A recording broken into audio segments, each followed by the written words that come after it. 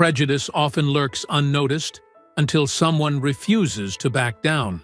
In the quiet streets of Crestview, a white gang's threats and vandalism kept black families living in fear. When they targeted a single mother's teenage daughter and 8-year-old son, they expected her to be easy to intimidate, just another black woman too alone to fight back.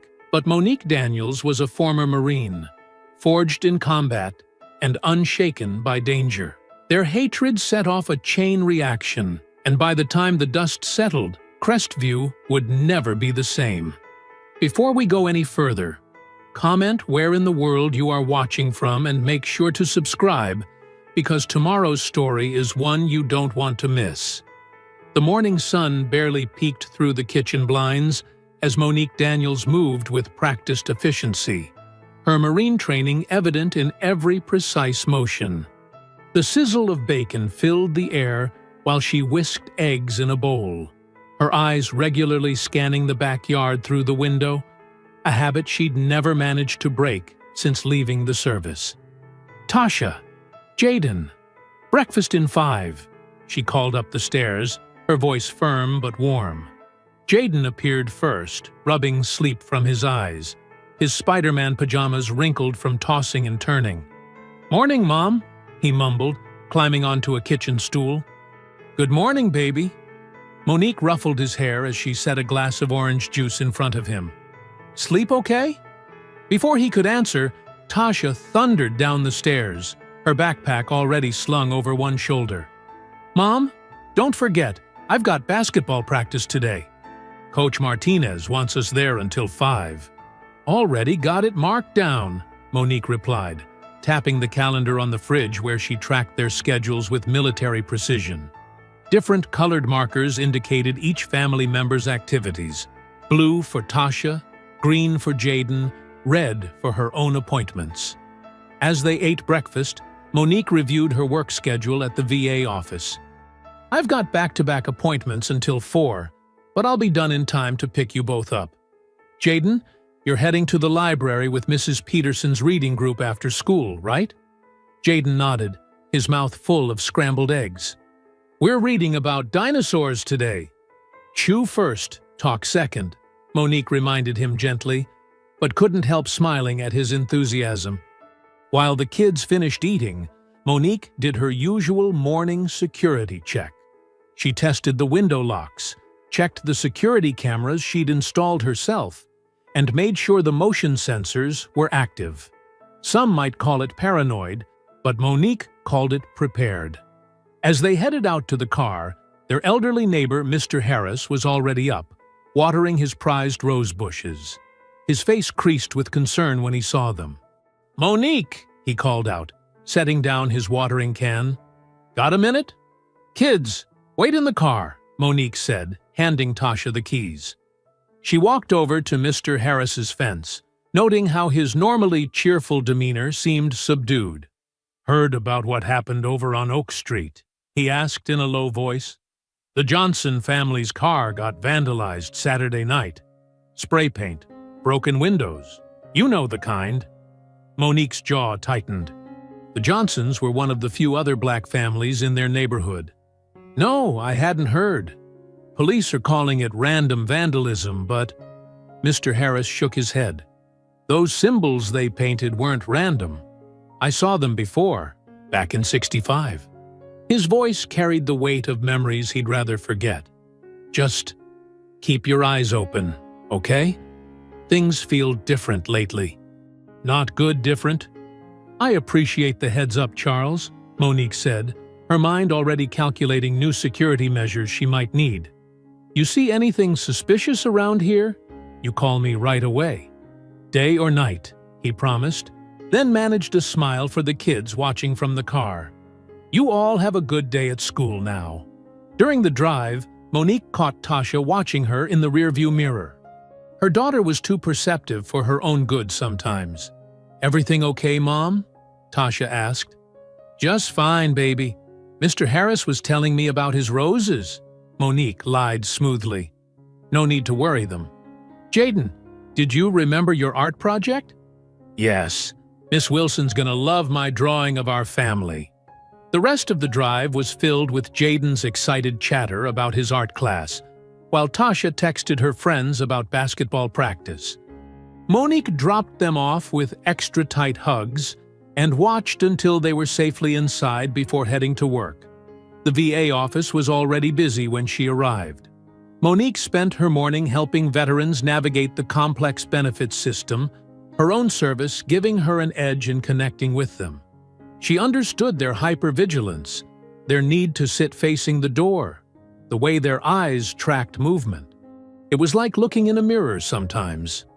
After work, Monique picked up both kids right on schedule. Jaden bubbled with excitement about the dinosaur books, while Tasha complained about their coach's new defensive drills. They needed to grab some groceries, so Monique pulled into the local supermarket's parking lot. Inside, it started almost immediately. The security guard followed them through 3 aisles before pretending to stock shelves nearby. Monique kept her face neutral, but noted his badge number, 247. At the deli counter, the worker served 3 other customers before acknowledging them, despite Monique having been there first.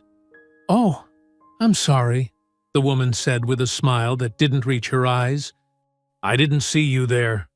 Tasha's shoulders tensed, but Monique placed a gentle hand on her back. "No problem at all," she replied pleasantly, even as she memorized the worker's name tag, Linda Matthews. While examining produce, another shopper clutched her purse tighter as she hurried past them. Jaden, thankfully too young to understand, was focused on picking out the perfect apple. But Monique saw how Tasha's fingers curled into fists at her sides. "Remember what we talked about," Monique murmured to her daughter. "Their ignorance isn't our emergency." "But Mom..." "I know, baby. I know." Monique squeezed her shoulder. "Just keep your head high. We've got nothing to be ashamed of." They continued shopping, Monique maintaining her calm exterior while her internal radar recorded every slight, every suspicious glance, every random encounter with store employees suddenly needing to restock nearby shelves. Her Marine training had taught her to observe without revealing she was observing, to gather intelligence while appearing completely at ease. The automatic doors of the supermarket hissed shut behind them as Monique led her children into the late afternoon sun. Her arms were loaded with grocery bags, and both kids carried lighter ones. "Mom, can we take the shortcut?" Jaden asked, pointing toward Cedar Street. "My arms are getting tired." Monique hesitated. Cedar Street was quieter than the main road, running behind the old warehouse district. Usually, she preferred staying on busier streets, but the bags were heavy, and the sun was still up. "Okay, but stay close," she agreed. "Tasha, keep an eye on your brother." They turned down Cedar Street, their footsteps echoing off brick walls. The warehouse windows stared down at them like empty eyes. Jaden hummed the theme song from his favorite cartoon, while Tasha scrolled through her phone. The sound of laughter bounced off the buildings ahead. A group of teenage boys emerged from between 2 warehouses, spreading across the sidewalk. Monique immediately recognized Travis Billings, the sheriff's son, his Letterman jacket marking him like a beacon.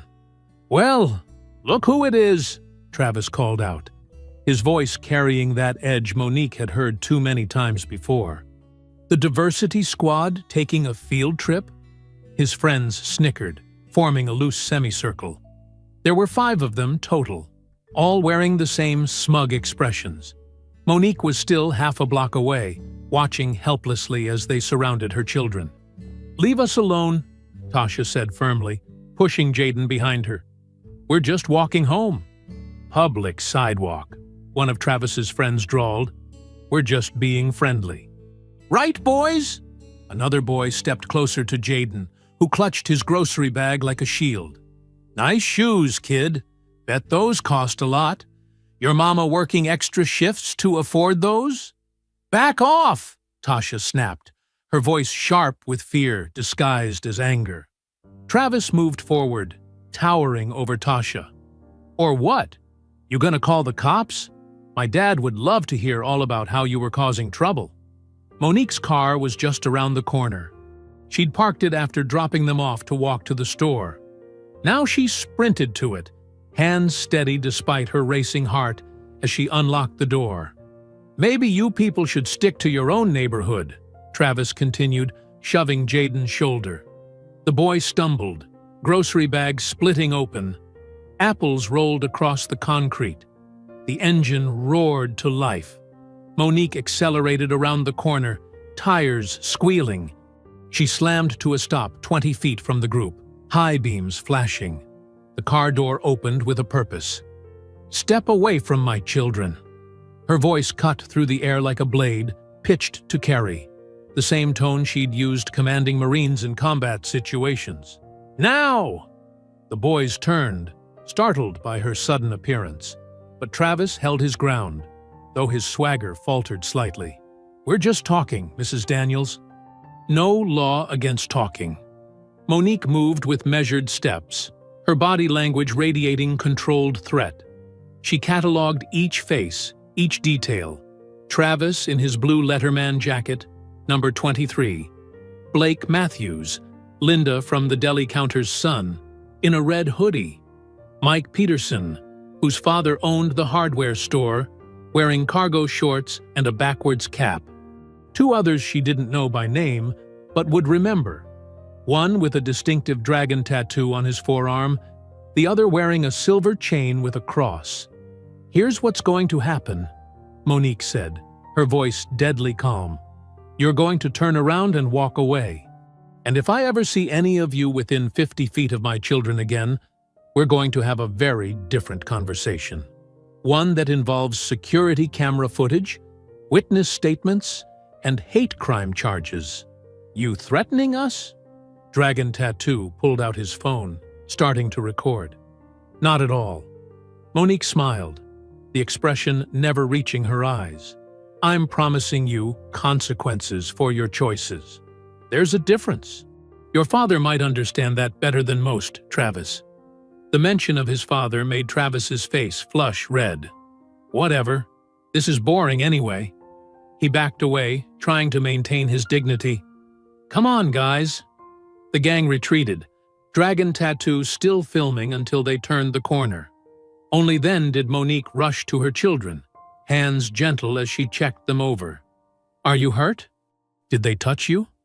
She examined Jaden's shoulder where Travis had shoved him.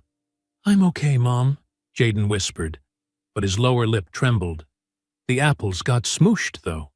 "We can get more apples, baby." Monique hugged him close, feeling his racing heart. "Tasha?" "I'm fine," Tasha said, but her voice shook slightly. "I should have taken us a different way home. I'm sorry." "This is not your fault," Monique said firmly. "None of this is your fault. Let's get home." They gathered the scattered groceries quickly, salvaging what they could. The drive home was silent, each lost in their own thoughts. Once inside, Monique made sure the security system was armed before sitting down at the kitchen table with her laptop. She opened a new document and began typing, recording every detail while it was fresh. Time, location, exact quotes, descriptions of clothing and distinguishing features. She included the earlier incidents at the grocery store, building a pattern of harassment. Her fingers moved steadily across the keyboard, Marine training kicking in. Document everything. Leave nothing to memory. Create a paper trail. Jaden curled up on the couch with his dinosaur book, while Tasha stress-baked cookies, the kitchen filling with the smell of chocolate chips and vanilla.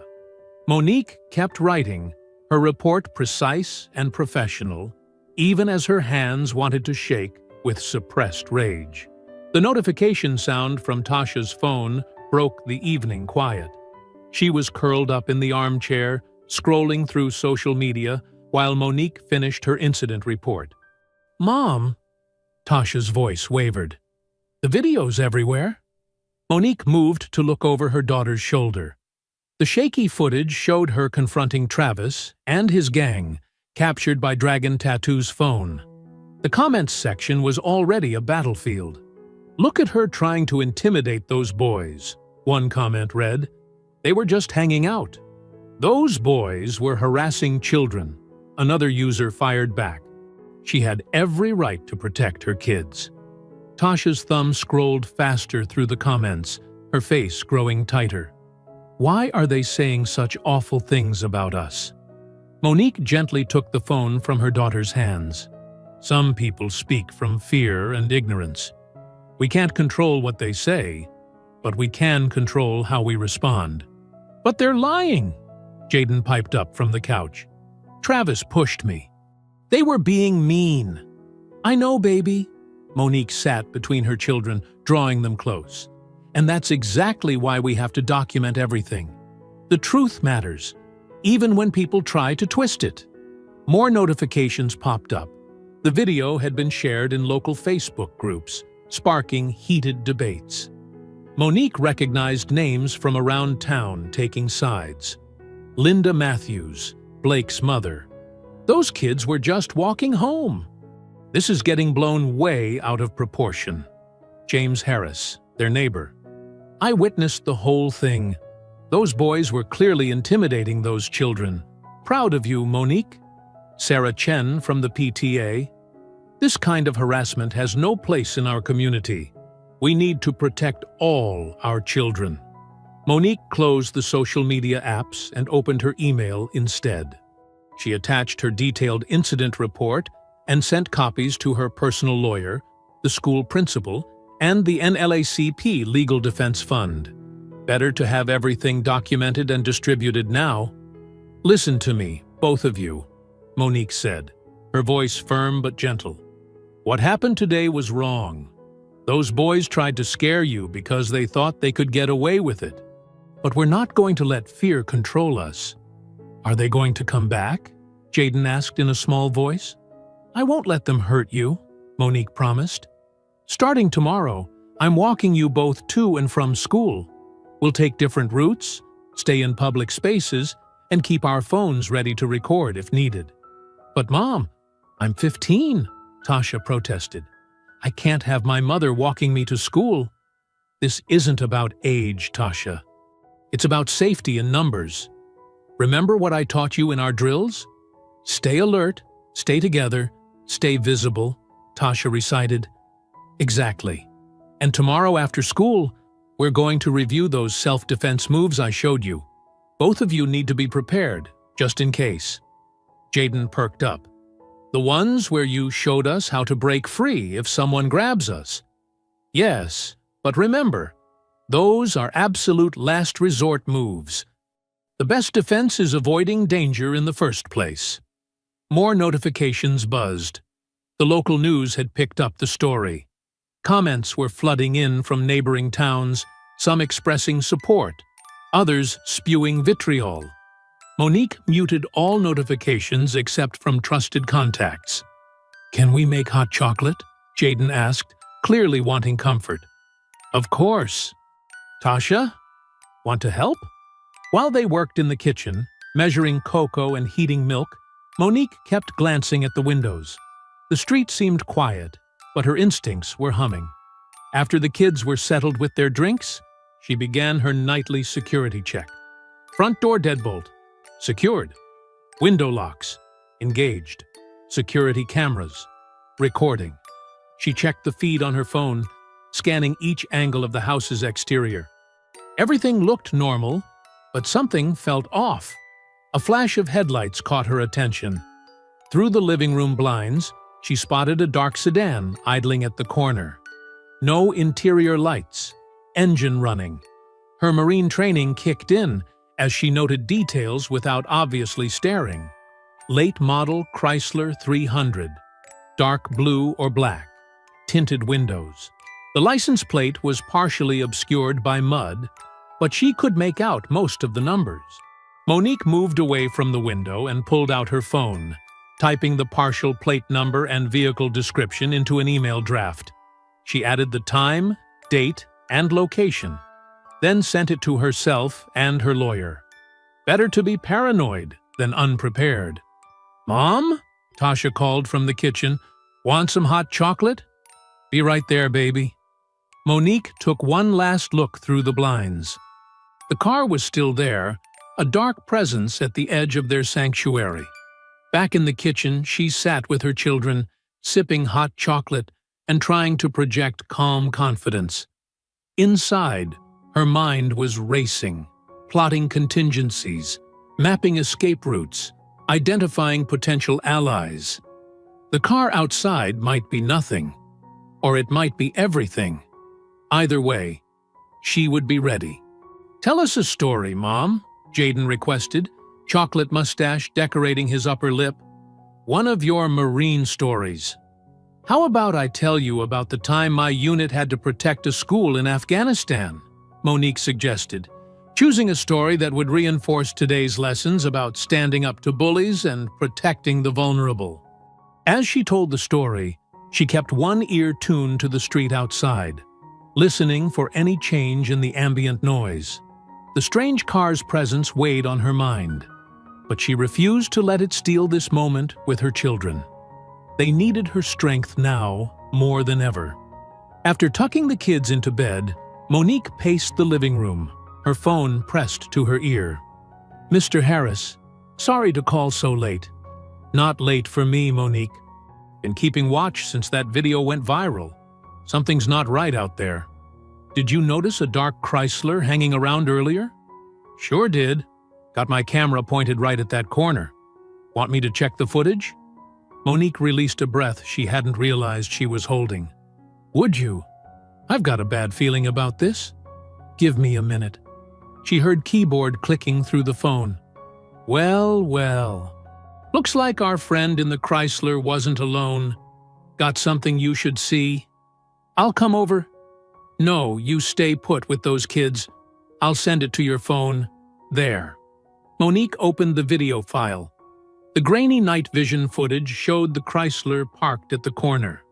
A figure in dark clothing slipped out of the passenger side, face obscured by a ski mask. They moved with purpose toward her house, staying in the shadows. "Keep watching," Mr. Harris said grimly.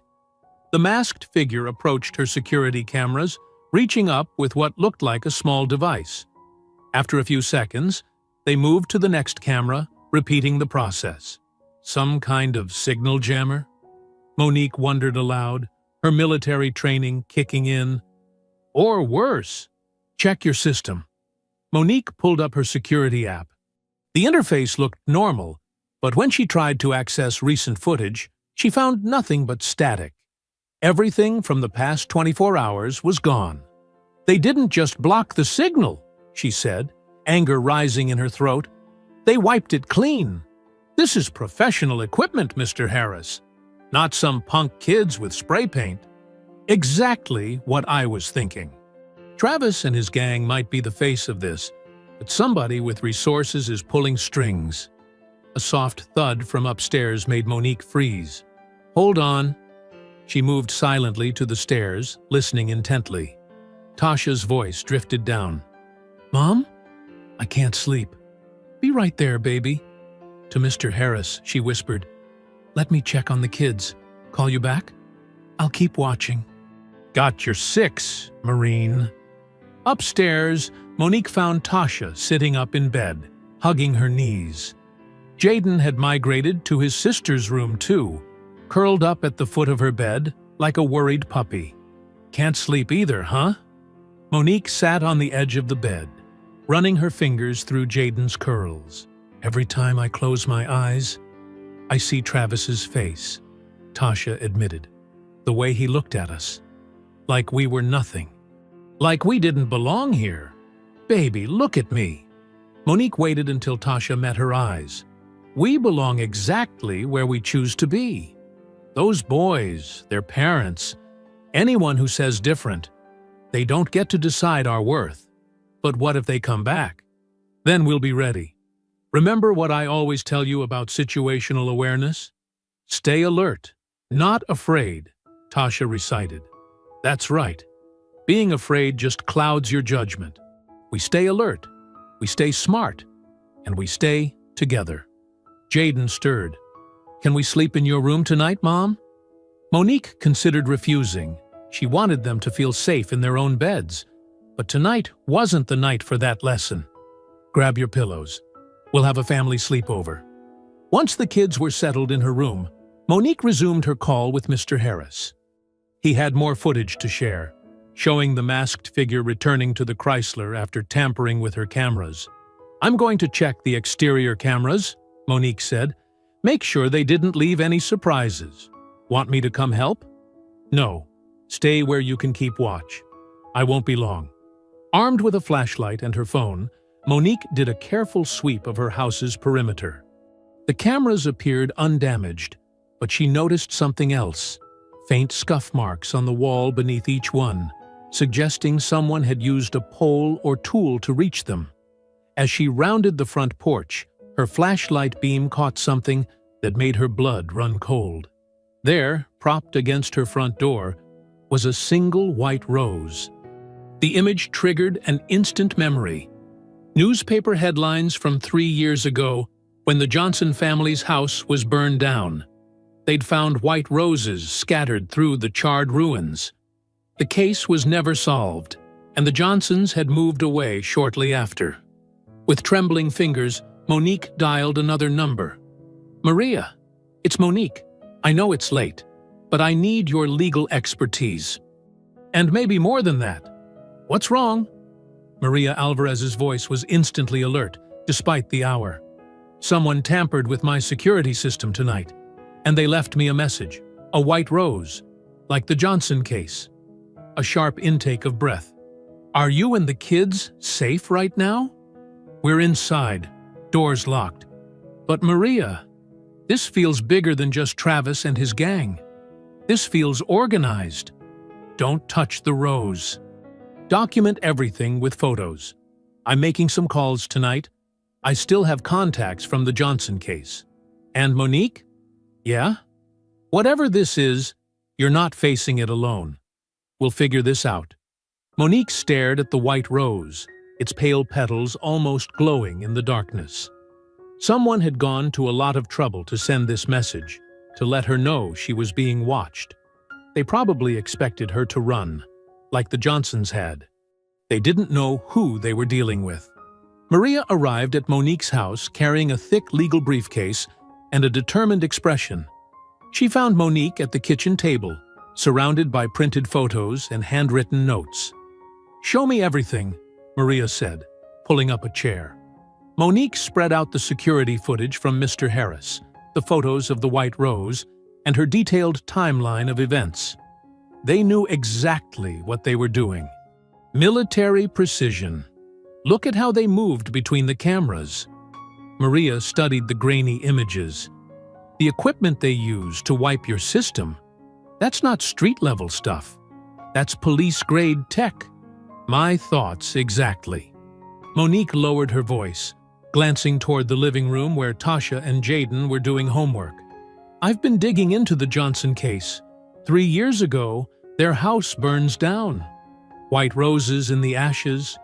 Before that, the Martinez family. Their teenage son was beaten nearly to death. White Rose left at the hospital. They moved away a week later. I remember both cases." Maria pulled files from her briefcase.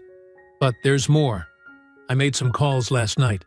Found 4 other families in neighboring counties. Same pattern. Threats, white roses. Then either they leave town or..." She trailed off meaningfully. "Or they disappear," Monique finished. "It's organized, connected. These aren't random hate crimes. No, they're systematic. Look at the timing." Maria laid out a map marked with dates. Each incident happens just as families start speaking up, demanding justice. It's about keeping people quiet, maintaining control. From the living room came the sound of Tasha helping Jaden with math problems. The normalcy of it made Monique's chest ache. "My kids aren't going to live in fear," she said quietly. "Not in their own home? What's your plan?" Instead of answering, Monique led Maria through the house. She pointed out new security measures: motion sensors disguised as wall decorations, cameras hidden in smoke detectors, pressure plates under welcome mats that would trigger silent alarms. Non-lethal deterrence, Monique explained, showing Maria a cabinet of supplies. Pepper spray foam on doorways, sound grenades in the yard. Nothing that could seriously hurt anyone, but enough to slow them down and create evidence. In the basement, they found Tasha and Jaden waiting on exercise mats. Monique had converted the space into a training area.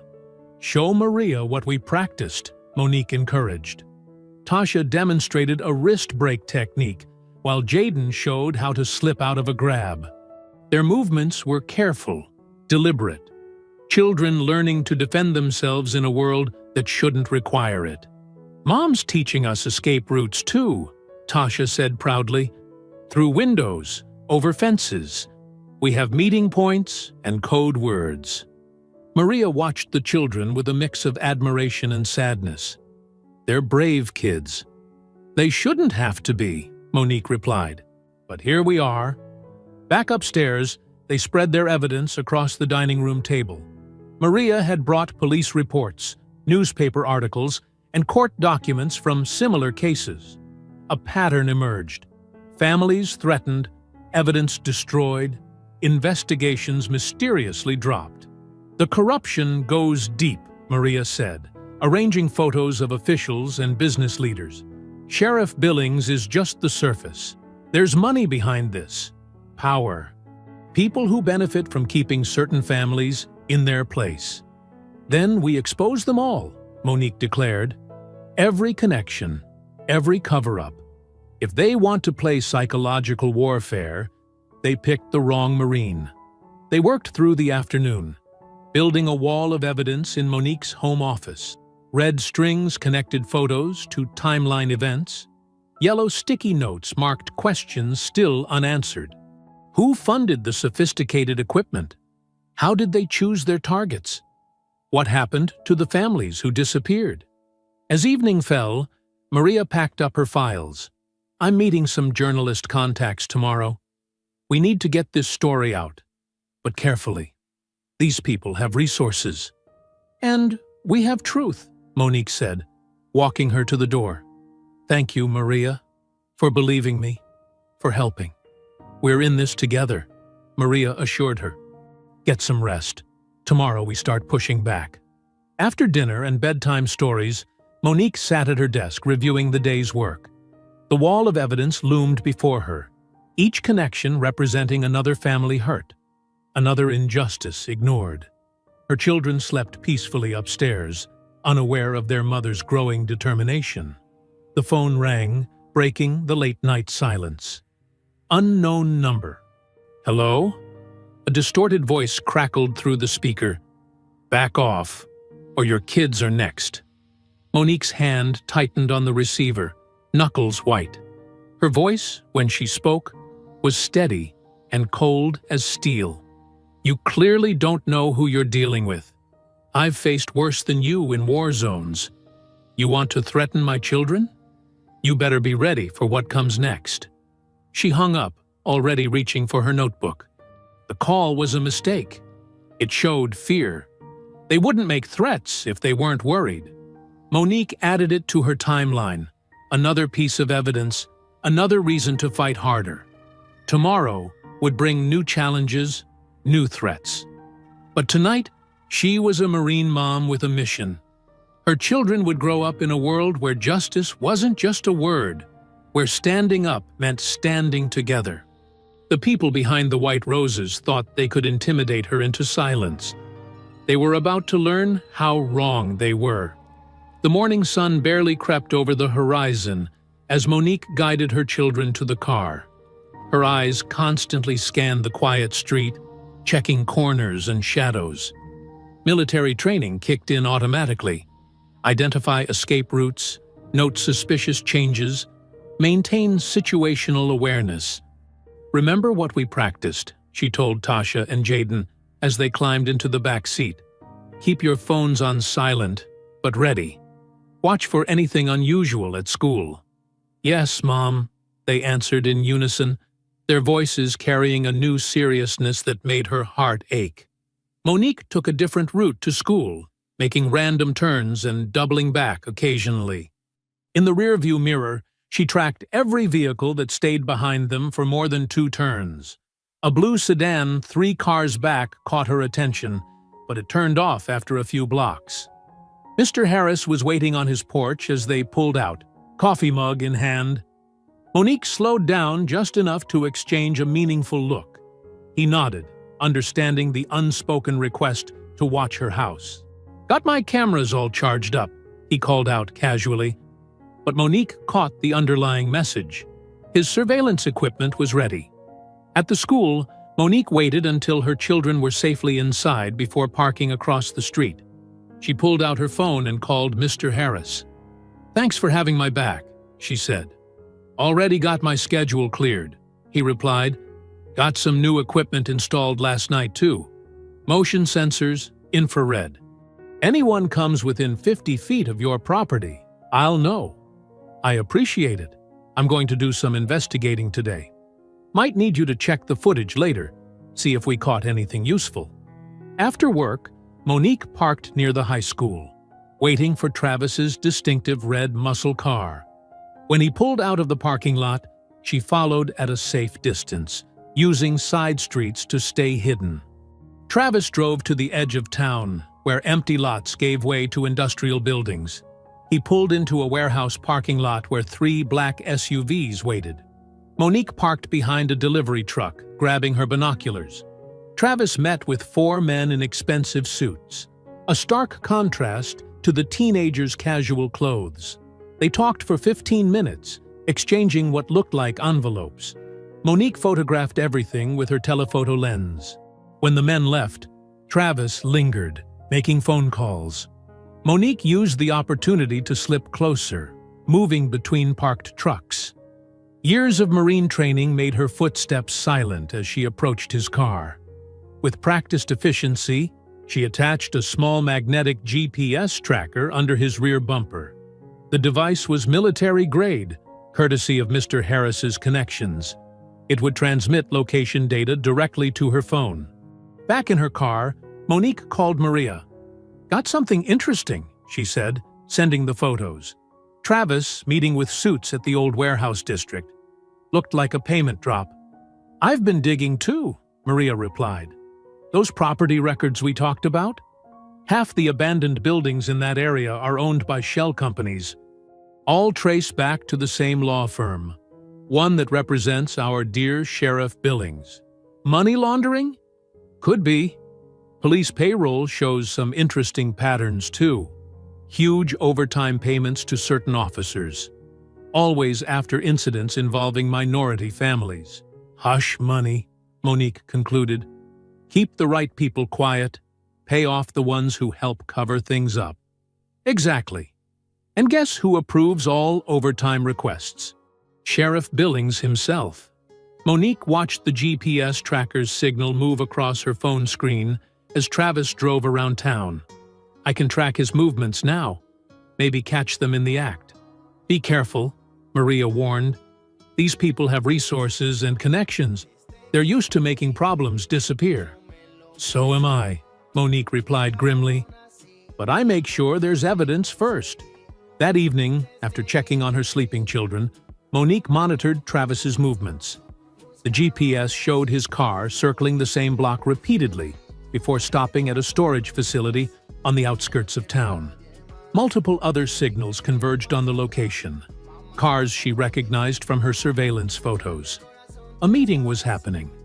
In her bedroom, Monique changed into dark clothing and tactical gear.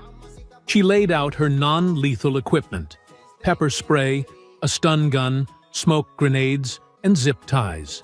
Everything legal, everything defensive. She wasn't looking for a fight, just intelligence.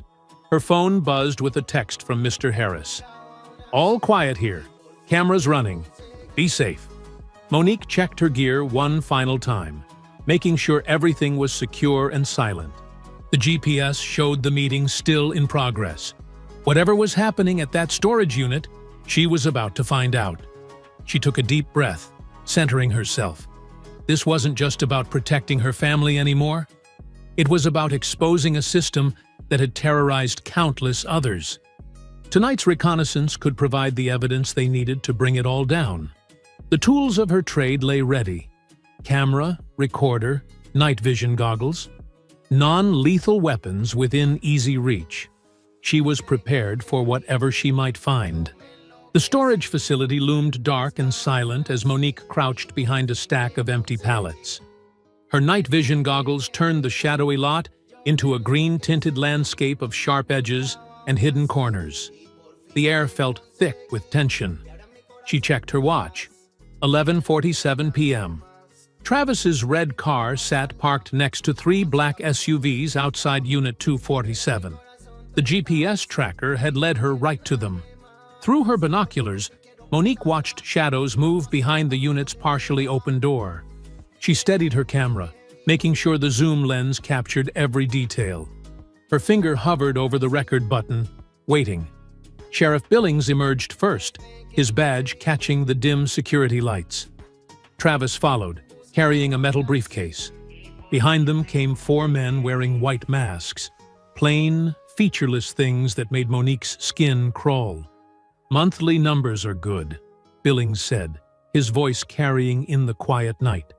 "But we need to speed up the timeline. Too many people asking questions lately." "The Daniels woman?" one masked man asked. "She's being handled," Billings replied. "Focus on the other families on the list. Make sure they understand the consequences of staying." Monique's camera clicked silently, capturing every moment.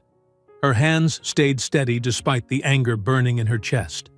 She documented the exchange of envelopes, the counting of cash, the passing of what looked like property deeds. Travis stood apart, trying to look tough but fidgeting whenever his father glanced his way. He held the briefcase tight against his chest, like a shield. "Remember," Billings continued, "clean operations only. No evidence, no witnesses. Just fear. Fear makes people run." The meeting lasted 20 minutes. Monique recorded it all: faces, license plates, conversations about territories and payoffs. When they finally left, she waited another 10 minutes, making sure they were really gone. The storage unit's lock was expensive but simple. Monique's Marine training made quick work of it. She slipped inside, switching her goggles to infrared mode. The unit was larger than it looked from outside. Metal shelves lined the walls, stacked with boxes and crates. A desk sat in one corner, covered in papers. The air smelled of gun oil and mildew. Monique started with the desk, photographing documents, purchase orders for weapons, lists of addresses, all belonging to minority families, bank statements showing massive transfers through offshore accounts. In a filing cabinet, she found folders labeled with dates going back 5 years. Each contained photos of families, surveillance notes, and incident reports detailing orchestrated acts of intimidation. Some folders ended with a single white rose pressed between the pages. Her hands shook as she opened a crate marked "Supplies." Inside lay dozens of white masks, like the ones the men had worn. Underneath were propaganda materials, hate group newsletters, racist manifestos, instruction manuals for making threats look like random crimes. Another crate held weapons, modified rifles with serial numbers filed off, boxes of ammunition, homemade explosives. Monique photographed everything, her camera clicking frantically in the darkness. A manila envelope caught her eye. Inside were photos of her own house, her children at school, her car in the VA parking lot. Notes detailed her schedule, her habits, her vulnerabilities. The last page was a simple instruction: make her run. Footsteps outside made her freeze. A car door slammed nearby. Someone had returned. Monique quickly replaced everything exactly as she'd found it, her heart pounding, but her movements precise. The footsteps grew closer. Keys jingled. Monique killed her lights and pressed herself into a corner behind a tall shelf, controlling her breathing like she'd learned in combat training. The door creaked open. A flashlight beam swept the unit. Through her goggles, Monique recognized one of Travis's gang members, the one who'd filmed her on his phone. He walked to the desk, dropping something in a drawer. The beam of light passed inches from Monique's hiding spot. She didn't move, didn't breathe. The gang member paused, sensing something wrong. He turned slowly, scanning the unit again. Monique saw his hand move toward his waistband, where a gun bulged under his jacket. A car horn blared in the distance. The young man jumped, then laughed nervously at himself. He hurried out, locking the door behind him. Monique waited 5 long minutes before moving. She slipped out of the unit, resetting the lock perfectly. Her steps were silent as she crossed the lot, staying in shadows until she reached her car 2 blocks away. The drive home felt endless. Every set of headlights made her tense, expecting pursuit. But she made it back without incident, parking in her garage where cameras couldn't see. In her bedroom, Monique pulled up the floorboard under her bed. The hidden compartment, installed the day she bought the house, was lined with waterproof material. She stored her camera's memory card, a backup drive of photos, and detailed notes inside a sealed container. The evidence was safe. Now she just had to figure out how to use it without getting her family killed. The morning sun streamed through the kitchen windows, but it brought no warmth to the tense breakfast table.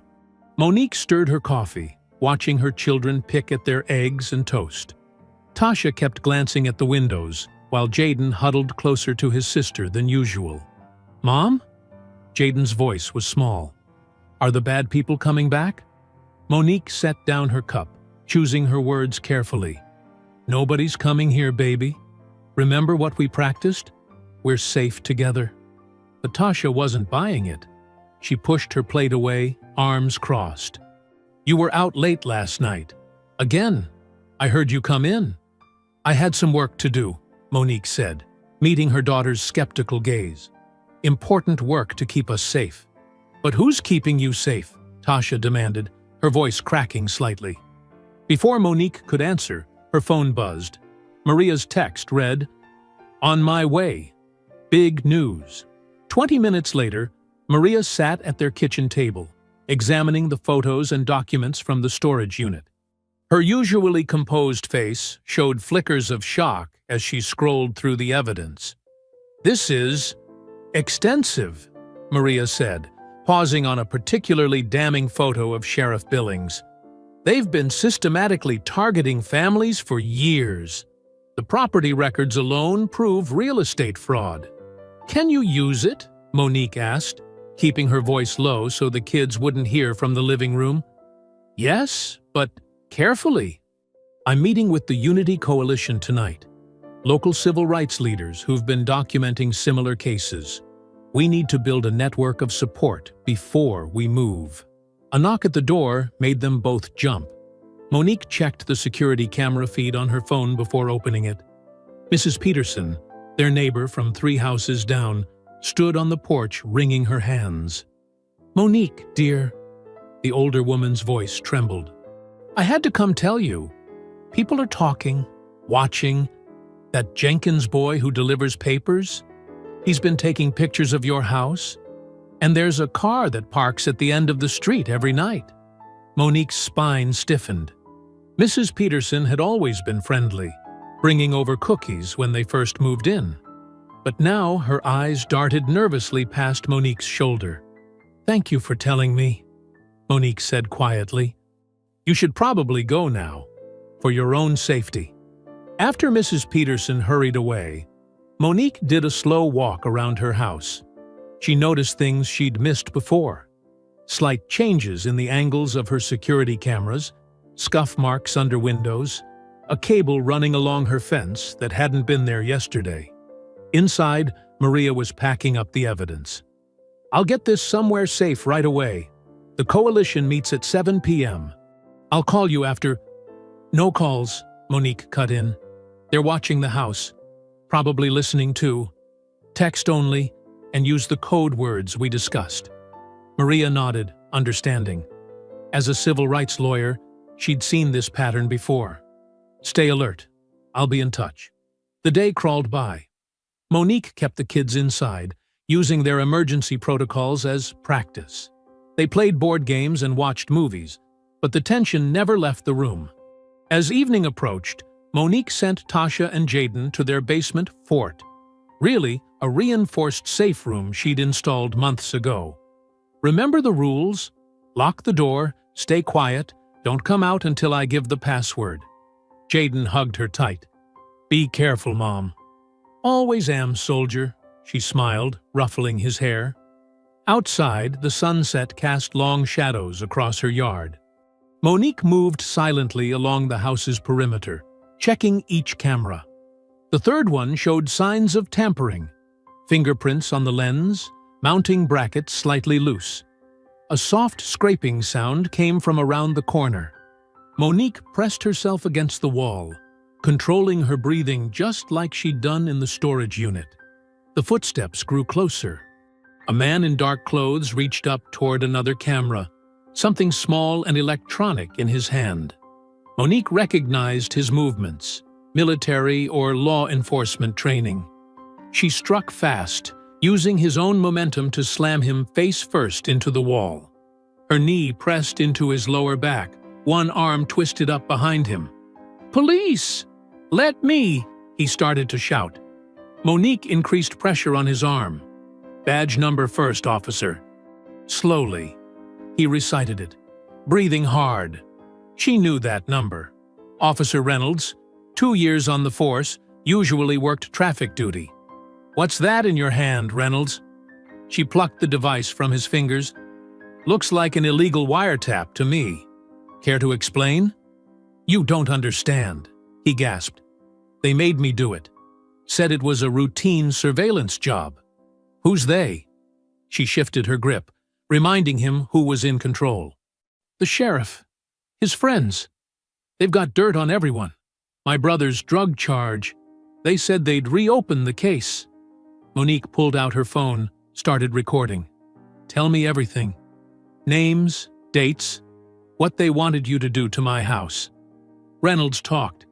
She kept him pinned until he'd spilled it all. The surveillance rotation, the blackmail they used on officers, the weekly meetings where new targets were assigned. Finally, she let him up. He stumbled away from the wall, rubbing his arm. "That recording goes to my lawyer if anything happens to me or my kids," Monique said, her voice steel. "And Reynolds? Next time you come near my house, I won't be so gentle." He nodded shakily and fled into the darkness. Monique watched until he was gone, then methodically checked every camera again. She found 3 more bugs, carefully documenting each one before destroying them. The night had grown cold. Monique's hands ached from the confrontation, but her mind was clear. They thought they could intimidate her, break into her home, threaten her children. But they didn't know who they were dealing with. Time to show them exactly what a Marine mom could do. The evening sky turned purple as Monique pulled out of the school parking lot. Tasha, still in her basketball uniform, slumped against the window, while Jaden huddled in the back seat with his drawing pad. "Good practice?" Monique asked, checking her mirrors. "Coach says I might start next game," Tasha said, but her usual excitement was missing. Her eyes kept darting to the rearview mirror, copying her mother's vigilance. A black SUV appeared behind them, followed by a dark sedan. Monique's grip tightened on the steering wheel. The vehicles were keeping pace, staying just far enough back to seem casual. But she knew better. "Kids," she said calmly, "remember those car games we practiced? Time for a real round." Tasha sat up straight. Jaden quickly stuffed his drawings into his backpack and fastened his seatbelt tighter. The SUV suddenly accelerated, pulling alongside them. The sedan swung out, trying to box them in. Through tinted windows, Monique caught glimpses of masked faces. "Hold on tight," she ordered, downshifting smoothly.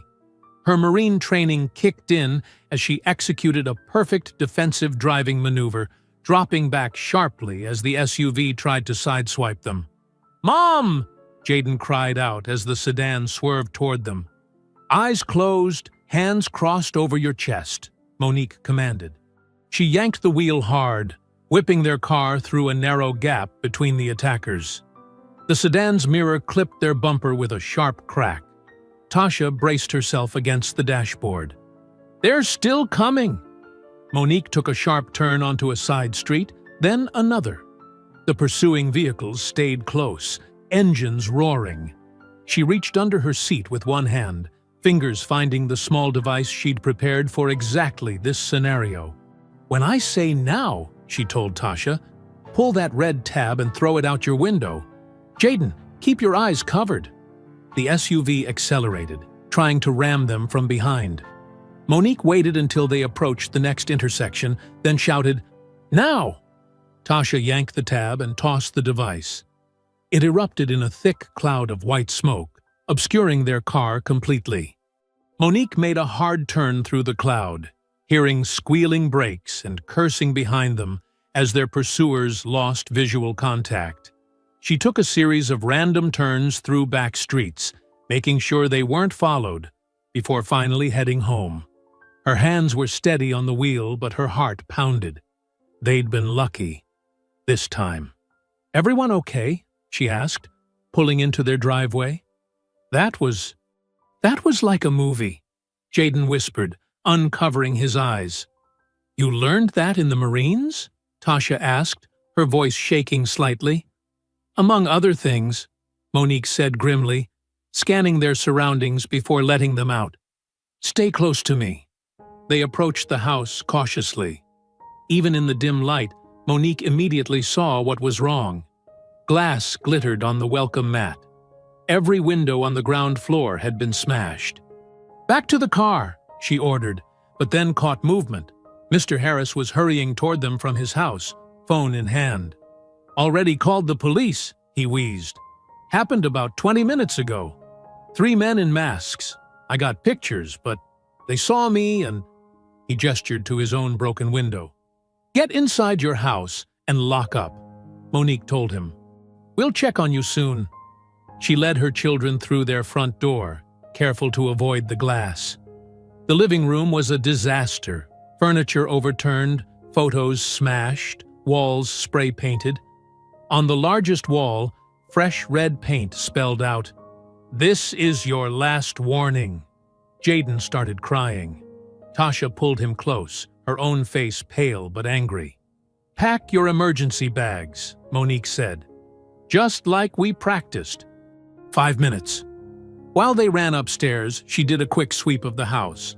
More vandalism, but nothing stolen. This was about sending a message. She pulled out her phone and texted Maria. Code red. Need meet ASAP. Her next call was to Mr. Harris. "Charles? You safe to come over? Bring that camera." Within 15 minutes, Maria's car pulled up outside. She gasped at the destruction but quickly switched to lawyer mode, photographing everything and taking notes. Mr. Harris arrived with his camera and a laptop. "Got clear shots of their faces when the masks slipped," he said, pulling up the images. "One of them is Deputy Rogers. I'd bet my pension on it." "They're escalating," Maria said, examining the threatening message. This pattern matches what happened to the Johnson family before they disappeared last year. Tasha and Jaden came downstairs with their bags, faces set in matching expressions of fear and determination. "I hate this," Tasha burst out. "Why can't they just leave us alone? Why do we have to live like this?" "Because they're cowards," Monique said firmly. "And cowards hate nothing more than someone who stands up to them." "But what if they really hurt you?" Jaden asked, his voice small. "Like they hurt those other families?" Monique knelt in front of her children, looking them each in the eye. "Listen to me. What they did tonight, that was fear. They're scared because we have evidence. We have witnesses. And now, thanks to Mr. Harris, we have their faces." Maria stepped forward, putting a hand on Tasha's shoulder. "We're not alone anymore. I've got the coalition ready to move. Mr. Harris has proof. Your mom has a plan. And we're done playing defense," Monique added. It's time to show the circle exactly who they're dealing with. Tasha stood at her locker, trying to focus on organizing her books despite her shaking hands.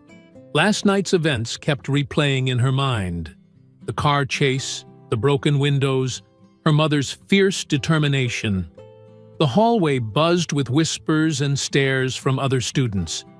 Her phone vibrated. A text from Ashley, one of her basketball teammates. "Need to talk ASAP. Coach's office. Important about tomorrow's game." Tasha hesitated, remembering her mother's warnings about being alone. But Ashley had always been friendly, one of the few white students who still talked to her. The coach's office was just down the empty side hallway. She walked cautiously, her footsteps echoing. The fluorescent lights flickered, casting strange shadows. No sign of Ashley. Just as Tasha turned to leave, she heard footsteps behind her. "Looking for someone?" Travis's voice made her freeze. He blocked the hallway, flanked by 3 friends, all wearing Letterman jackets, all smirking. "Get out of my way," Tasha said firmly, trying to channel her mother's marine voice. She reached for her phone. "Nobody's answering," one of Travis's friends taunted, holding up Ashley's phone. "Amazing what people leave lying around in the locker room." Travis stepped closer. "Your mom thinks she's so tough, but look at you now, all alone." Tasha backed away, but 2 more boys appeared behind her. The trap was complete. Her heart hammered as she remembered her mother's self-defense lessons. Create distance, look for weapons, find exits. "My mom will," she started. "Your mom's about to have bigger problems," Travis sneered. He nodded to his friends. They moved fast. One grabbed her backpack while another twisted her arm. Tasha fought back, landing a solid kick that made one boy stumble. But there were too many. A punch to her stomach knocked the wind out of her. She fell hard against the lockers. "That's for getting my dad involved," Travis spat, landing another blow. Through the pain, Tasha heard a phone camera clicking. They were recording it. She tried to cover her face as the kicks came.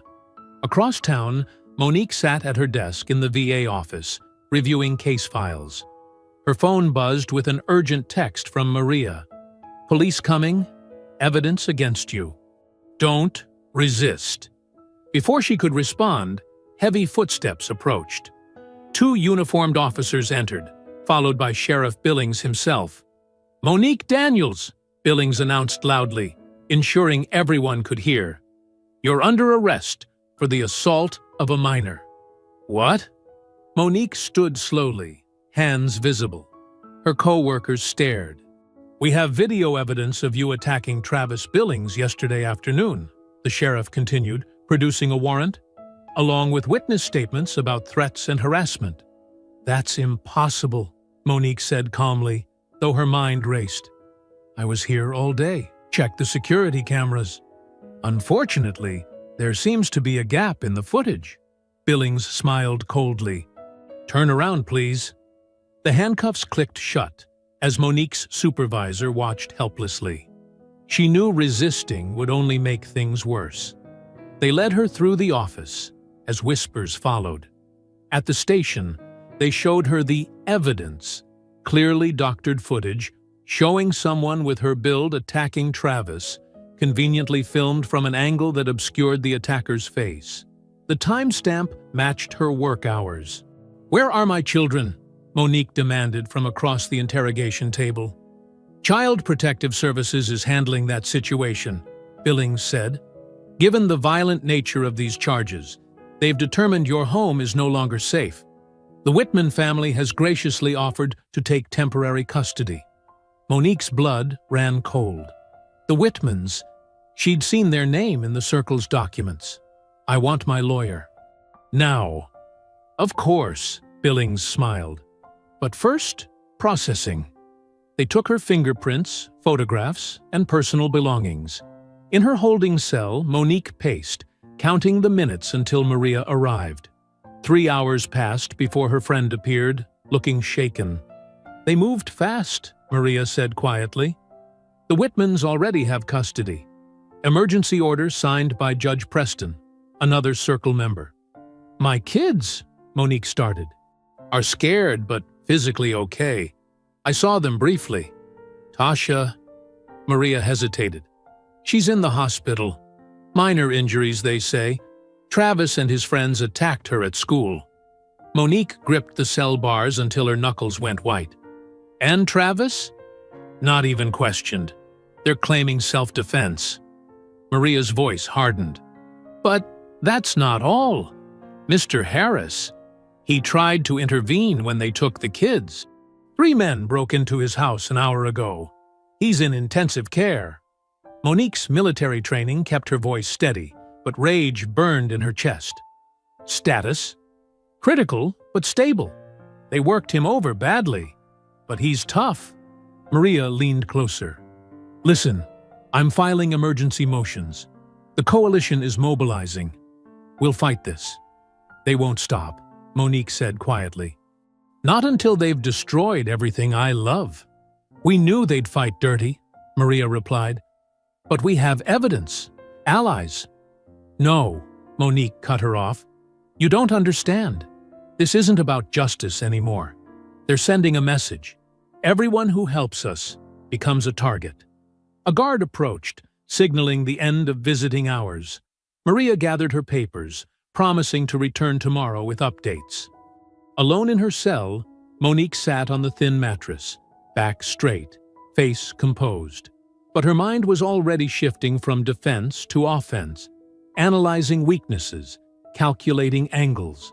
The Circle thought they had her trapped. They didn't realize they'd just removed her last reason to play by the rules. In her cell, Monique sat motionless on the thin mattress, her mind racing through marine survival protocols. The fluorescent lights hummed overhead as she counted the guards' rotation patterns. 15 minutes between checks, clockwise movement, 2-person teams. She'd learned in training that every system had weaknesses. This one's weakness was predictability. Her body ached from the hard bench, but she stayed still, conserving energy. The cell was 8 by 10 feet, standard county layout. 1 toilet, 1 sink, 3 other women who mostly kept to themselves. The guards were bored, distracted. Typical small-town operation with minimal security training. "You okay there, military lady?" one of her cellmates asked. The woman had been watching her for hours. Monique gave a slight nod but didn't engage. She needed to focus. In the Corps, they'd taught her that survival wasn't just about strength. It was about timing, psychology, and using your opponent's assumptions against them. She waited until the night shift change, when attention would be lowest. At 11 p.m., she started her performance.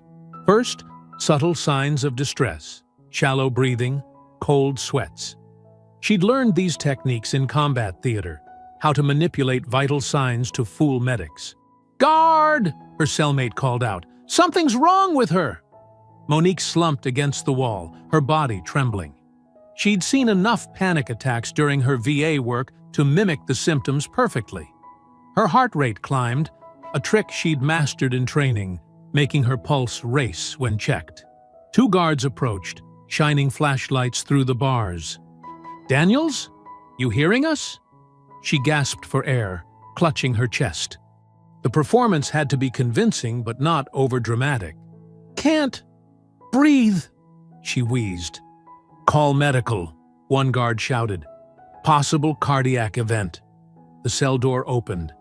They helped her onto a gurney as Maria arrived, summoned as her attorney.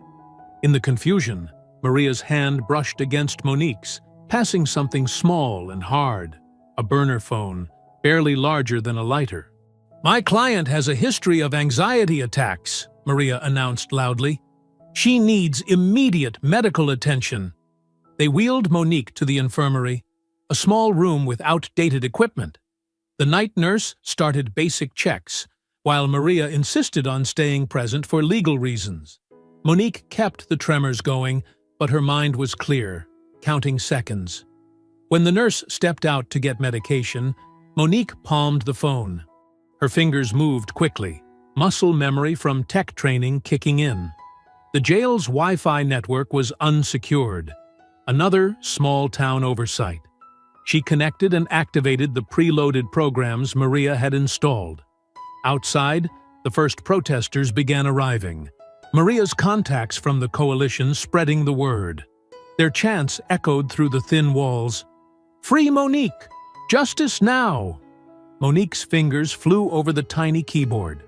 First, she accessed the security camera feeds, downloading footage of Travis and his friends entering and leaving the storage unit.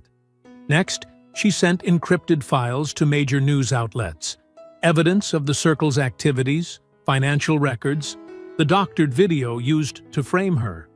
The nurse returned with anti-anxiety medication. Monique pretended to swallow it, tucking the pill under her tongue. Her vitals gradually stabilized as the crowd outside grew larger. Police sirens wailed as more protesters arrived. "We need to move her to the hospital," the nurse decided. Blood pressures still elevated. Maria stepped in. "I'll accompany my client. It's her right to have counsel present." They wheeled Monique through back corridors, trying to avoid the chaos out front. But the protesters had surrounded the building. News vans parked across the street, their lights illuminating the growing crowd. The ambulance waited in the Sally Port, but the exit was blocked by demonstrators. Officers tried to clear a path as cameras flashed and people pressed closer. "Stand back!" a deputy shouted, pushing through the crowd. In the confusion, Maria created a distraction. Accidentally, knocking over a supply cart. Medical supplies scattered across the ground. The guards turned to help, losing sight of Monique for crucial seconds. She moved fast, rolling off the gurney and into the crowd. Someone handed her a protest sign and a hoodie. She pulled it on, becoming just another face in the sea of angry demonstrators. The crowd surged forward, carrying her away from the jail. She heard shouts as the guards realized she was gone, but it was too late. The protesters closed ranks, protecting her without even knowing she was among them. Monique moved through the crowd methodically, never running, never drawing attention. She'd learned in the Corps that the best escape wasn't about speed. It was about blending in, becoming invisible. The burner phone vibrated. A message from Maria. "Safe house ready, 2 blocks east." Monique kept walking, her face hidden by the hoodie. Behind her, the protest grew louder as more people arrived. News helicopters circled overhead, their spotlights sweeping the streets. But they weren't looking for someone walking calmly away from the chaos. She thought of Tasha in the hospital, of Jaden with the Whitmans, of Mr. Harris fighting for his life. The rage burned cold in her chest, focusing her mind. The circle thought they'd trapped her, but they'd only succeeded in removing her last restrictions. A police car screamed past, racing toward the jail.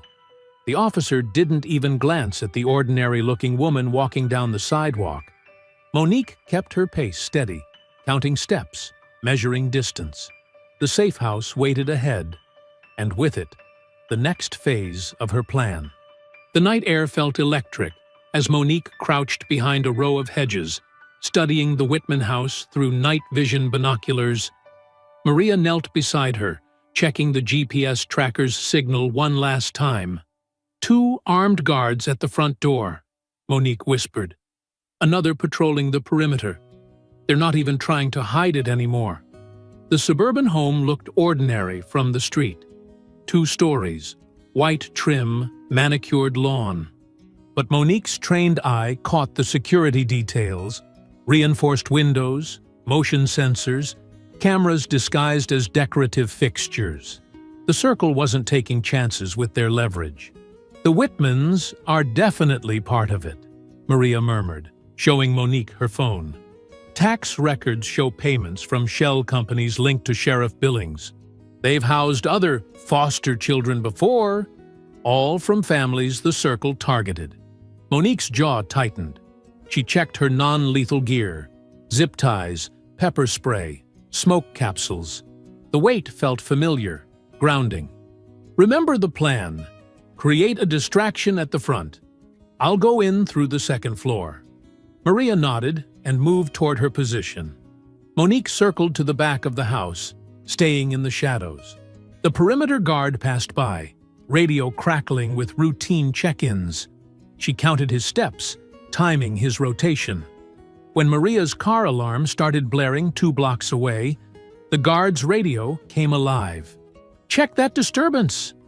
Through her binoculars, Monique watched the front door guards move to investigate. She sprinted to the house, using the garden trellis to climb. Her muscles burned, but marine training took over. Second floor window, master bedroom, exactly where the blueprints showed. The lock picked easily. These people relied too much on their armed security. Inside, Monique moved silently across thick carpet. A guard's boots creaked on the stairs, coming up to check the noise. She pressed against the wall, waiting.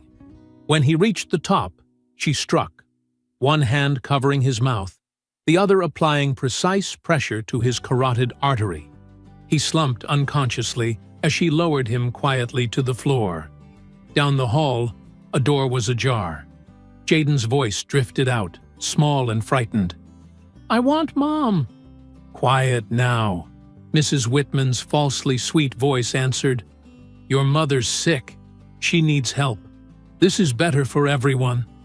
Monique's blood boiled, but she kept her movements controlled. The second guard's footsteps approached from below. She removed a smoke capsule from her vest. The capsule hit the first-floor hallway, releasing thick gray clouds. Confusion erupted. "Fire! Get the kids!" Mrs. Whitman shouted. Monique burst into the room. Mrs. Whitman reached for a phone, but Monique was faster. One swift strike knocked the device away.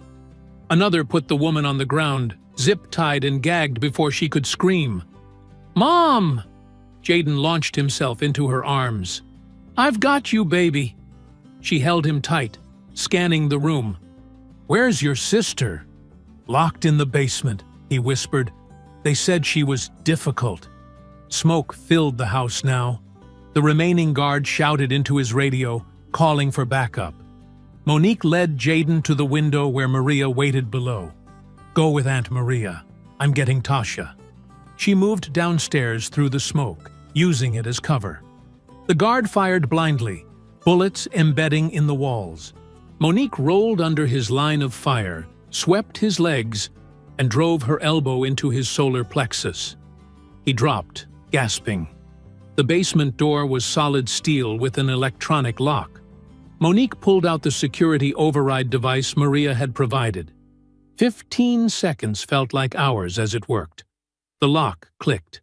Monique yanked the door open to find Tasha already in fighting stance, a makeshift weapon in hand. Pride surged through her chest. "Took you long enough," Tasha said, trying to sound tough despite her trembling voice. "That's my girl." Monique hugged her quickly. "Let's move." They ran through the smoke-filled house. Outside, sirens wailed in the distance.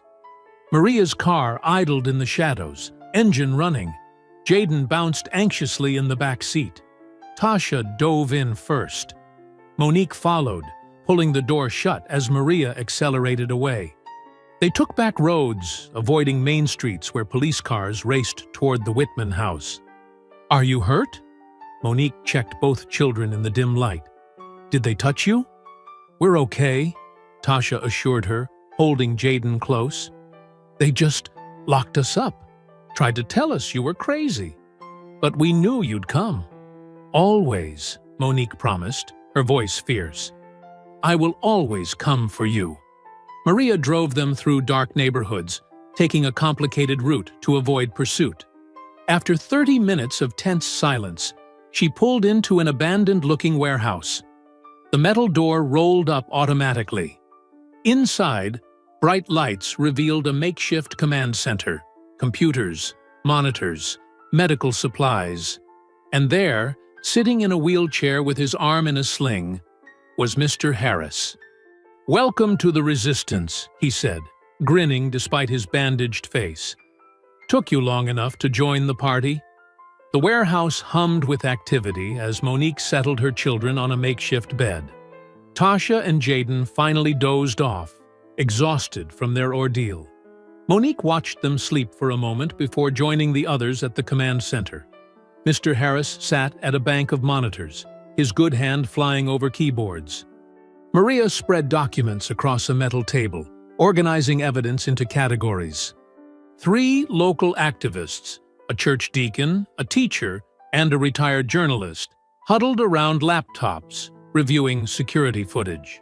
"We've got enough to bury them 10 times over," Maria said, holding up a thick folder. "Financial records, police reports, witness statements. The circle's been operating for decades." Monique picked up a photo showing Travis and his father meeting with masked figures. "They'll claim it's fake. They control the local media, the courts." "Not anymore." Mr. Harris wheeled closer, wincing at his injuries. "While you were rescuing the kids, I finished decrypting their communication logs. Names, dates, locations, everything. They got sloppy, thinking no one would dare challenge them." The retired journalist, Bob Wheeler, nodded grimly. "I've got contacts at 3 national papers. Once this hits the wire services, it'll be too big to contain." "We need to move fast," Deacon Williams added. "The circle will retaliate as soon as they realize what's happening." Monique studied the warehouse blueprint, marking exits and defensive positions. "How long to prepare the data dump?" "Give me an hour," Mr. Harris said. "I'm triple encrypting our transmission channels. They won't be able to trace it back here." Maria's phone buzzed. She checked it, face tightening. "Sheriff's Department just issued a warrant for your arrest, Monique. They're claiming you assaulted the Whitmans during an armed home invasion." "Let them come," Monique said calmly. "Every move they make now just adds to our evidence." The teacher, Ms. Rodriguez, raised her hand. "My students' parents are ready. When the news breaks, they'll organize peaceful protests at City Hall. The whole Hispanic community stands with you." "Same with my congregation," Deacon Williams affirmed, "and 3 other churches. The people are tired of being afraid." Mr. Harris's computers beeped. "Files are ready. I've included a timeline showing how the circle targeted minority families, seized their properties, and forced them out of town. The pattern's undeniable." Maria reviewed the final package on her laptop. "This is perfect. I'm sending it to my contact at the ACLU first. They'll blast it to every major news outlet and civil rights organization in the country." Monique touched the Marine Corps tattoo on her forearm, a reminder of her oath to defend against all enemies. "Do it!" Maria pressed enter. For a moment, nothing happened. Then phones started buzzing. News alerts popped up on screens. Social media exploded. "It's working," Bob Wheeler said, scrolling through reactions. "CNN just picked it up. Fox News, too. Local stations are going live." Outside, they heard cars approaching. Through the security cameras, they watched police vehicles surrounding the warehouse district, searching building by building. "Right on schedule," Monique said. She turned to the others. "Everyone knows their roles?" They nodded. The plan was simple but effective. While the police wasted time searching empty buildings, Maria would drive the children to a safe house run by her law firm. The activists would spread out across town, coordinating protests and managing media response. Mr. Harris would maintain cybersecurity from a backup location. Monique would surrender peacefully, but only after FBI agents arrived. She refused to trust local law enforcement. The warehouse's police scanner crackled with urgent voices. More vehicles were coming, but now they heard different sirens, different engines. "Federal agents," Mr. Harris confirmed, checking traffic cameras. 3 SUVs coming in hot. "Looks like our evidence dump got their attention." Through the monitors, they watched black government vehicles cut off the local police. Men and women in FBI jackets took command of the scene. Maria's phone rang, a Justice Department official requesting an immediate meeting. Monique went to wake her children. They stirred, eyes wide with worry. "Listen carefully," she said, holding their hands. "Things are happening fast now. Aunt Maria's taking you somewhere safe, while I talk to some important people who want to help us. Don't leave us again," Jaden pleaded. "Yeah, we want to stay with you," Tasha insisted. Monique pulled them close. "I promise this is different. The truth is out now.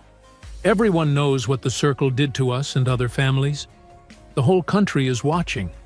They can't hurt us anymore." "But what if they try?" Jaden asked. "Then they'll learn what happens when you mess with a Marine mom and her cubs." Monique managed to smile. "We're not running. We're not hiding. We're standing our ground. And justice is coming." Tasha hugged her fiercely. "Make them pay, Mom." "They will, baby. They will." Monique kissed their foreheads. "Now go with Maria. I'll see you soon." As her children left through the secret exit, Monique squared her shoulders and checked her appearance. She wanted to look strong when she faced the cameras. The world needed to see that the Circle hadn't broken her family's spirit. Outside, megaphones crackled. FBI agents called her name, asking her to come out and tell her story. Through the warehouse windows, she saw news vans arriving, protesters gathering with signs. The night was alive with possibility. Mr. Harris touched her arm before wheeling toward his exit. "Give 'em hell, Marine." Monique nodded, thinking of her children, of all the families who'd suffered in silence. The time for silence was over. Justice wasn't just within reach, it was demanding to be heard. The afternoon sun cast long shadows across the abandoned mill's rusted walls.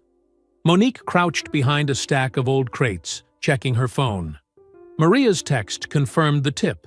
Circle members were gathering for an emergency meeting to deal with the fallout from their exposed crimes. "Everyone in position?" Monique whispered into her earpiece. "South entrance covered," came Maria's voice. "We've got protesters ready to block all escape routes." "Cameras are live streaming to 20,000 viewers already," Mr. Harris added from his remote setup. "FBI tactical team standing by for your signal." Monique touched the small camera pinned to her jacket. Years of Marine training had taught her to control her breathing, to channel fear into focus. She could hear vehicles arriving, car doors slamming, voices echoing through the mill's cavernous interior. Moving silently, she navigated the maze of old machinery. Dust motes danced in shafts of light from broken windows. Her boots didn't make a sound on the concrete floor, just like night ops in combat zones. Voices grew clearer. She recognized Sheriff Billings' commanding tone, Travis's angry protests. Keeping to the shadows, she climbed a metal staircase to the mill's upper level. Perfect vantage point. Below, Circle members gathered around a makeshift table. Some wore masks, others didn't bother hiding anymore. Sheriff Billings paced, his usual calm replaced by barely controlled rage.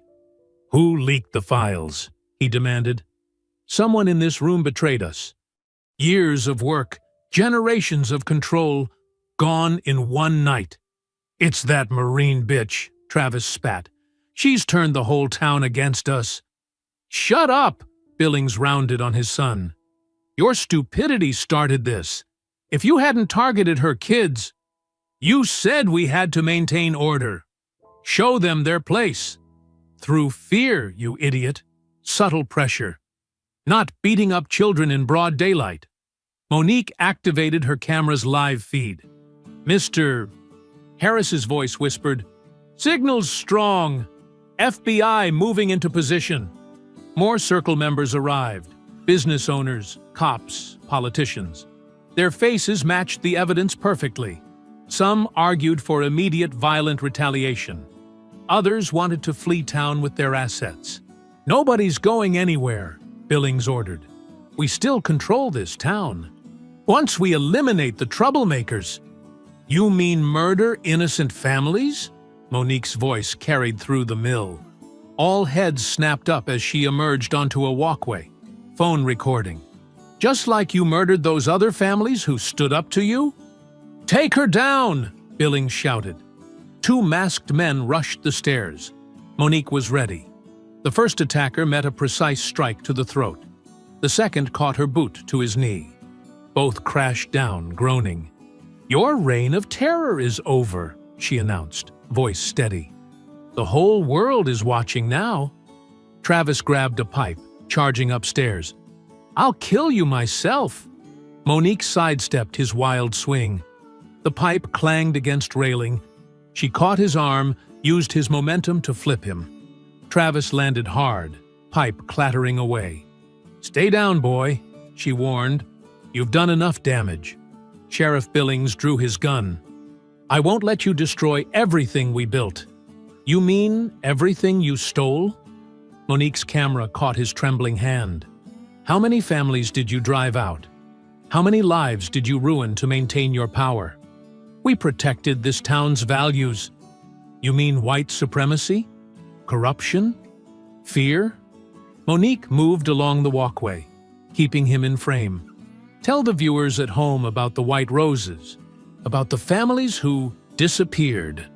Billings's face contorted. "Those people were warned. They chose not to listen." "Like you warned my children?" Monique's voice turned cold. "You made a mistake targeting my family. Marines don't back down from bullies." "You self-righteous!" Billings aimed at her chest. Monique dropped and rolled as the shot rang out. In one fluid motion, she came up with Travis's pipe, hurling it. It struck Billings's gun hand with military precision. The weapon skittered across the floor as Billings howled in pain. Circle members scattered in panic. But steel shutters slammed down over the exits, Mr. Harris's handiwork. "Federal agents!" The mill erupted with shouts and flashbangs. FBI teams poured in from multiple entries. Protesters outside cheered, their voices carrying through broken windows. Monique vaulted down to the main floor, landing beside the fallen sheriff. He reached for an ankle holster, but she was faster. One sharp strike disabled his arm. "That's for my children," she said, pinning him down. "And for every family you terrorized." FBI agents swarmed in, cuffing circle members. Maria led a camera crew through the chaos, live streaming everything. Travis sobbed as he was led away, his father's empire crumbling around them. Monique stood slowly, muscles aching. Her phone showed thousands of comments pouring in. Support, relief, celebrations of justice.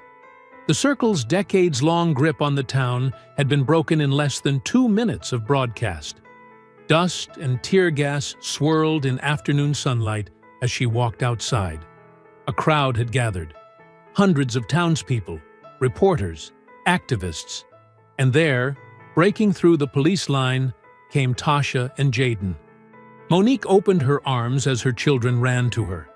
Their embrace said everything words couldn't. Fear transformed into triumph. Love stronger than hate. Justice finally served. "Is it really over?" Jaden asked against her shoulder.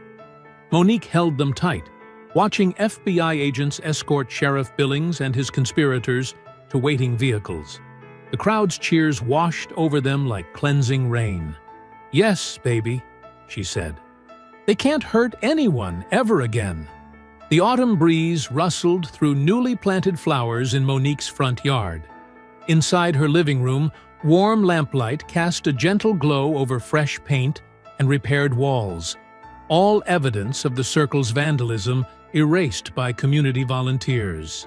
Monique sat in her favorite armchair, surrounded by the people who had stood beside her through the darkest days. Tasha and Jaden sprawled on the carpet, while Maria perched on the couch next to Mr. Harris, who was finally walking without a cane. On the TV screen, a news anchor reported, "In a landmark case, former Sheriff William Billings and 12 other members of the criminal organization known as the Circle received lengthy prison sentences today. Their convictions include hate crimes, corruption, conspiracy." "Turn it up," Mr. Harris said, leaning forward. "I want to hear every word." Jaden grabbed the remote, increasing the volume, as footage showed Travis and his father being led into court in orange jumpsuits. The exposure of the circle has prompted nationwide investigations into similar corruption networks, the anchor continued. Governor Thompson has announced sweeping police reform measures, with input from community leaders including Monique Daniels, whose courage broke the case open. "Mom, you're famous," Jaden beamed, pointing at her image on screen. Monique smiled, remembering the governor's call yesterday. The position they offered, leading the new Civil Rights Enforcement Division, it would mean real change. Not just catching bad guys, but preventing abuse of power in the first place. "You have to take it," Tasha insisted. Her eyes shone with pride. "You could help so many people. Just like you helped us," Mr. Harris added, his gruff voice softening. This town needed someone willing to stand up, to show others they could stand up too. Maria nodded, spreading papers across the coffee table. The reforms are comprehensive. Civilian oversight, mandatory bias training, transparent complaint processes. And look, they're naming the Whistleblower Protection Clause the Daniels Act. Speaking of standing up, Monique turned to Tasha. "Tell them about your club." Tasha sat straighter, excitement clear in her voice. "We already have 30 members. Students, teachers, even the principal is supporting us. We're calling it Stand Strong, a place for anyone who's faced discrimination to find support and learn their rights." "And we're making posters," Jaden chimed in. He ran to get his latest drawing, proudly displaying a colorful image of diverse hands joined in a circle. Monique pulled him close, heart swelling. After weeks of seeing him jump at shadows, it was healing to watch him return to art and play. His nightmares were becoming less frequent, replaced by dreams of becoming an artist who draws pictures of heroes like Mom. "The whole town's different now," Mr. Harris observed. "People who stayed quiet before are speaking up. That grocery store that gave you trouble? New management, half the staff replaced. They're hosting diversity training next week. And the protest movement isn't stopping," Maria added. "We've got chapters starting in 3 neighboring counties. People realized if it could happen here, it could happen anywhere. But they also saw it could be beaten." A knock at the door made Jaden tense briefly, but he relaxed when he saw their new neighbors through the window. The Williams family had moved in last week, the first black family to buy a house on the street in decades. "Come in," Monique called. More guests arrived: activists, church members, reformed former Circle employees who had helped expose the corruption. The living room filled with warmth and conversation. "Remember when you first moved here?" Mr. Harris asked quietly. "All those for sale signs that mysteriously appeared?" "The Circle thought they could drive us out," Monique replied. "Instead, they drove themselves out. Now, families are moving back. All kinds of families." Through the window, she could see children playing together on the sidewalk, their laughter carrying inside. No parents anxiously watching, no cars slowing to intimidate. Just kids being kids, the way it should be. "Mrs. Daniels?" A young officer, one of the good ones who had helped expose the Circle, appeared in the doorway. "The Police Reform Committee would like to schedule your first consultation next week, and the FBI has some questions about similar cases in other jurisdictions." "I'll be there," Monique assured him, "but right now, I'm celebrating with my family." The officer nodded respectfully and left. Tasha brought out a cake decorated with "Justice Wins" in blue frosting. As they shared slices, stories flowed, memories of the struggle mixed with plans for the future. "To Mom," Tasha raised her glass of soda. "The scariest Marine the Circle ever met." Everyone laughed and toasted. Monique hugged her children close, remembering every terrifying moment, every sleepless night, every hard choice that had led to this victory. The sun began to set, painting the sky in brilliant orange. People drifted toward the porch, drawn by the cool evening air. Monique's new rocking chairs, gifts from the community, creaked softly as neighbors settled in to chat. Looking out over her transformed street, Monique felt decades of tension finally begin to release from her shoulders. Tasha and Jaden leaned against her, safe and strong, their futures now unlimited by hate or fear. I hope you enjoyed that story. Please share it with your friends and subscribe so that you do not miss out on the next one. In the meantime, I have handpicked 2 stories for you that I think you will enjoy. Have a great day.